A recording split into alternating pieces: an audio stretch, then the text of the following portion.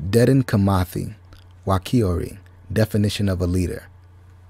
4. Make good TV. Dedan Kimathi, Wakiori, whose birth date is unknown but lived to 1957, was the head of the Mau Mau, a militant group that waged a guerrilla war against the British colonial government in Kenya, which stemmed overall from African discontent over lack of influence on politics and over loss of their land to the whites. This was a nationalist guerrilla struggle. Kenya's independence from British rule is largely attributed to the spirited and committed fight of the Mau Mau, led by the stewardship of Dedan Kimathi. The Mau Mau began in 1947, taking its name from the range of mountains bordering the Rift Valley as its western side, northeast of Lake Naivasha, as the Land and Freedom Army, a militant Kikuyu army spreading its agenda secretly among Africans to reclaim their land that had been stripped from them by the colonialists. It was fought largely in Kikuyu areas because of mountain hiding places there. Used to be Aberdare Mountains, now called Inyadarua Mountains. The movement, though heavily Kikuyu, enjoyed nationwide support as it forced the colonialists to pay attention to Kenyan demands.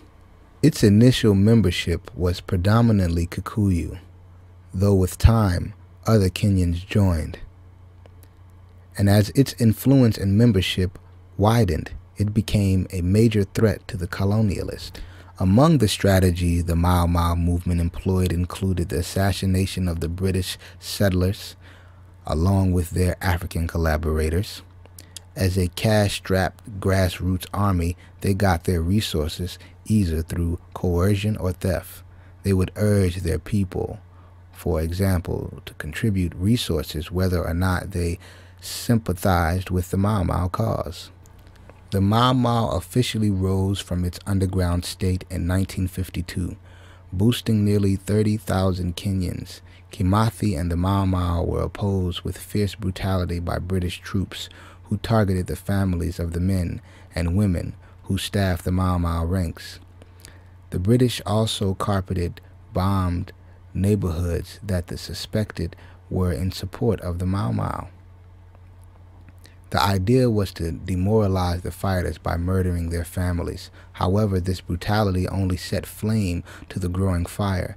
Kimathi was a man who understood the importance of having a unified front against the opponent, and that the largest and most pervasive enemy of unification is internal dissension.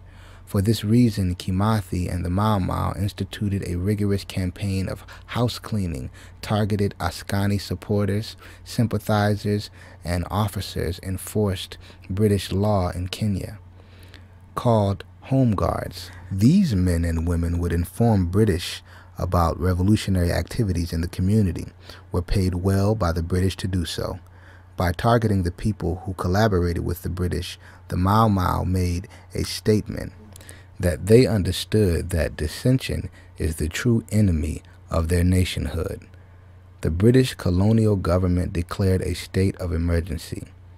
A host of Kenyan political leaders, including Mzee Jomo Kenyatta, were arrested on charges of being affiliated with the Mau Mau.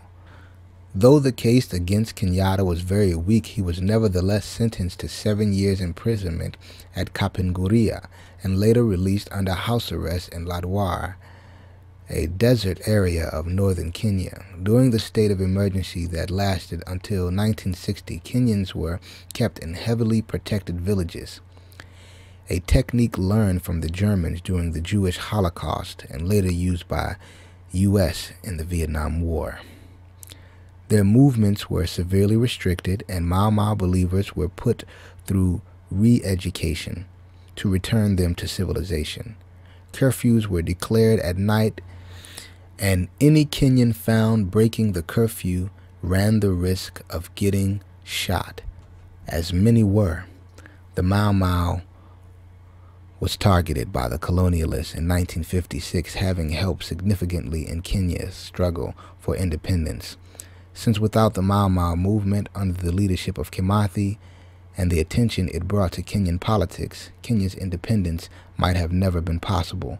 On February 18, 1957, Kimathi was executed by the colonialists at the notorious Kimathi Maximum Prison, where his remains are still believed to be buried in an unmarked grave. Kimathi was a popular figure but avoided fame. He was excellent at what he did, but preferred payment and result rather than gold.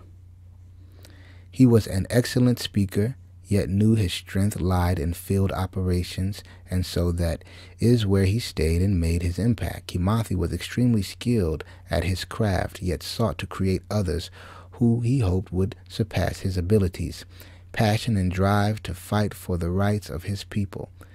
He did not conceal, hide, or require vast riches in exchange for his knowledge. He gave it willingly to those who sought to continue his work.